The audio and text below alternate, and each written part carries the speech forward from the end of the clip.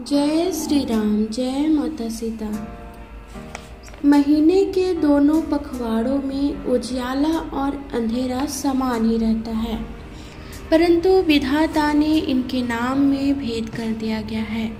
एक का नाम शुक्ल और दूसरे का नाम कृष्ण रख दिया।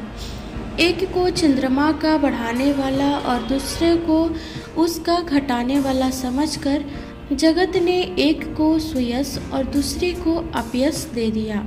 जगत में जितने जड़ और चेतन जीव हैं, उस सब को राम में जानकर मैं उन सबके चरण कमलों की सदा दोनों हाथ जोड़कर वंदन करता हूँ।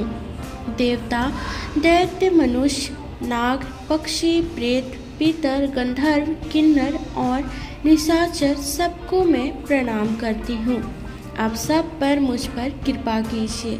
84 लाख योनियों में 4 प्रकार के स्वदज, अंडज, उद्भज, जरायुज जीव जल, पृथ्वी और आकाश में रहते हैं। उन सब से भरे हुए इस सारे जगत को श्री सीता राम में जानकर मैं दोनों हाथ जोड़कर प्रणाम करता हूँ। मुझको अपना दास जानकर कृपा की खान आप सब लोग मिलकर छल छोड़कर कृपा कीजिए। मुझे अपने बुद्धि बल का भरोसा नहीं है, इसलिए मैं सबसे विनती करता हूँ। मैं श्री रघुनाथ जी गुणों का वर्णन करना चाहता हूँ, परंतु मेरी बुद्धि छोटी है और मैं श्री राम जी का चरित्र अथाह है। इसके लिए मुझे उपाय का एक भी अंग अर्थात कुछ भी उपाय नहीं सूझता। मेरे मन और बुद्धि कंगाल है, किंतु मनोरथ राजा है। मेरी बुद्धि तो अत्यंत नीची है और चाह बहुत बड़ी ऊंची है। चाह तो अमृत पाने की है, पर जगत में जड़ती छाछ भी नहीं। सज्जन मेरी ठिठाई को क्षमा करेंगे और मेरे बाल बचनों को मन लगाकर सुनेंगे। जैसे बालक जब तोतले वचन बोलता है तो उसके माता पिता उन्हें प्रसन्न मन से सुनते हैं, किंतु क्रूर, कुटिल और बुरे विचार वाले लोग जो दूसरों के दोषों को ही भूषण रूप से धारण किए रहता है, अर्थात जिन्हें पराये दोष ही प्यारे लगते हैं, हंसेंगे। रसीली हो या अत्यंत फीकी, अपनी कविता किसे अच्छी नहीं लगती, किंतु जो दूसरे की रचना को सुनकर हर्षित होते हैं, ऐसे उत्तम पुरुष जगत में बहुत नहीं हैं। हे भाई, जगत में तालाबों और नदियों के समान मनुष्य ही अधिक हैं, जो जल पाकर अपने ही बाढ़ से बढ़ते हैं, अर्थात अपनी ही उन्नति से प्रसन्न होते हैं। समुद्र सा तो कोई एक बिरला ही सज्जन होता है, जो चंद्रमा को पूर्ण देखकर यानी कि दूसरों का उत्कर्ष देखकर उमड़ पड़ता है। मेरा भाग्य छोटा है और इच्छा बहुत बड़ी है, परंतु मुझे एक विश्वास है कि इसे सुनकर सज्जन सभी सुख पावेंगे और दुष्ट हंसी उड़ावेंगे, किंतु दुष्टों के हंसने से मेरा हित ही होगा। मधुर कंठ वाली कोयल को कौवे तो कठोर ही कहा करते हैं, जैसे बगुले हंस को और मेढक पपीहे को हंसते हैं, वैसे ही मलिन मन वाले दुष्ट निर्मल वाणी को हंसते हैं, जो ना तो कविता के रसिक हैं और ना ही जिनका श्री रामचंद्र जी के चरणों में प्रेम है। उनके लिए भी यह कविता सुखद हास्य रस का है, काम देगी। प्रथम तो यह भाषा की रचना है, दूसरी मेरी बुद्धि भोली है, इससे यह हंसने के योग ही है।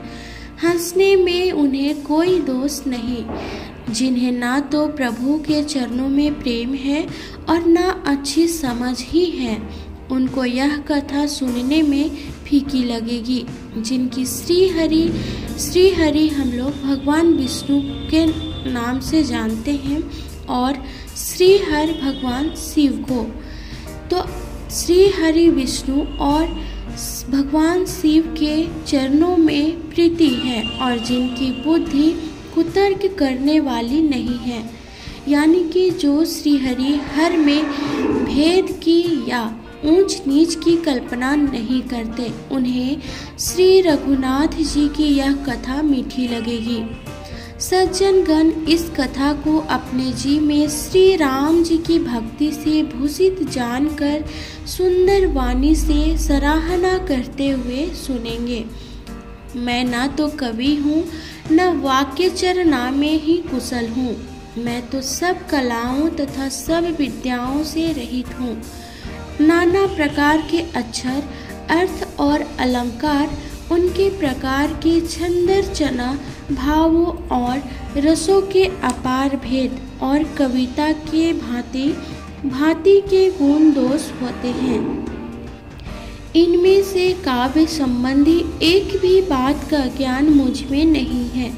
यह मैं कोरे कागज पर लिखकर शपथ पूर्वक सत्य सत्य कहता हूँ। मेरी रचना सब गुणों से रहित है। इसमें बस जगत प्रसिद्ध एक गुण है, उसे विचार कर अच्छी बुद्धि वाले पुरुष जिनके निर्मल ज्ञान है इनको सुनेंगे। इसमें श्री रघुनाथ जी का उदार नाम है जो अत्यंत पवित्र है, वेद पुराणों का सार है, कल्याण का भवन है और अमंगलों को हरने वाला है, जिसे पार्वती जी सहित भगवान शिव जी सदा जाप करते हैं। जो अच्छे कवि के द्वारा रची हुई बड़ी अनूठी कविता है, वह भी राम नाम के बिना शोभा नहीं पाती। जैसे चंद्रमा के समान मुख वाली सुंदर स्त्री सब प्रकार से सुसज्जित होने पर भी वस्त्र के बिना शोभा नहीं देती, इसके विपरीत कुकवी की रची हुई सब गुणों से रहित कविता को भी राम के नाम एवं यश से अंकित जानकर बुद्धिमान लोग आदर पूर्वक कहते और सुनते हैं, क्योंकि संत जन भौरे की भांति गुणहीन को ग्रहण करने वाले होते हैं। यद्यपि मेरी इस रचना में कविता का एक भी रस नहीं है, तथापि इसमें श्री राम जी का प्रताप प्रकट है। मेरे मन में यही एक भरोसा है, भले संग से भला किसने बड़प्पन नहीं पाया। धुआं भी अगर के संग से सुगंधित होकर अपने स्वाभाविक कड़वेपन को छोड़ देता है, मेरी कविता अवश्य भद्दी है, परंतु इसमें जगत का कल्याण करने वाली राम कथा रूपी उत्तम वस्तु का वर्णन किया गया है। इससे यह भी अच्छी ही समझी जाएगी। तुलसीदास कहते हैं कि श्री रघुनाथ जी की कथा कल्याण करने वाली और कलयुग के पापों को हरने वाली है।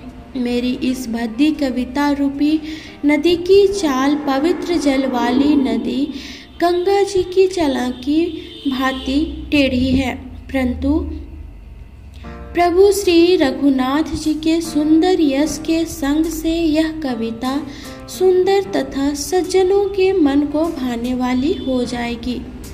शमशान की अपवित्र राख भी श्री महादेव जी के अंग के संग से सुहावनी लगती है और स्मरण करते ही पवित्र करने वाली होती है।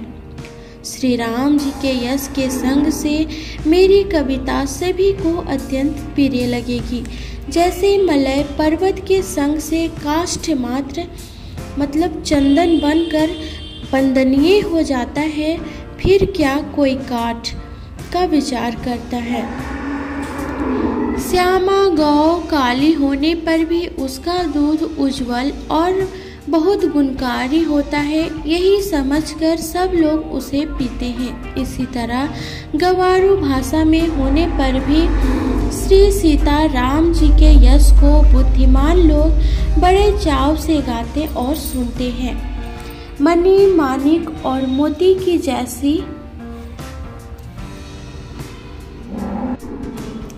सुंदर छवि है। वह सांप, पर्वत और हाथी के मस्तक पर वैसे शोभा नहीं पाती। राजा के मुकुट और नव युवती स्त्री के शरीर को पाकर ही ये सब अधिक शोभा को प्राप्त होते हैं। इसी तरह बुद्धिमान लोग कहते हैं कि सुख की कविता भी उत्पन्न और कहीं होती है और शोभा अन्यत्र कहीं पाती है, अर्थात कवि की वाणी से उत्पन्न हुई कविता वहाँ शोभा पाती है जहाँ उसका विचार प्रचार तथा उसमें कथित आदर्श का ग्रहण और अनुसरण होता है। कवि के स्मरण करते ही उसकी भक्ति के कारण सरस्वती जी ब्रह्मलोक को छोड़कर दौड़ी आती हैं। सरस्वती जी की दौड़ी आने की वह थकावट रामचरित्र रूपी सरोवर में उन्हें नहलाए बिना दूसरे करोड़ों उपायों से भी दूर नहीं होती। कवि और पंडित अपने हृदय ऐसा विचार कर कलयुग पापों को हरने वाले श्री हरि के यश का गान करते हैं। जय श्री राम। अब मैं अपनी वाणी को विराम देती हूँ। अब इसके आगे का भाग अगले एपिसोड में जरूर देखें। जय श्री राम।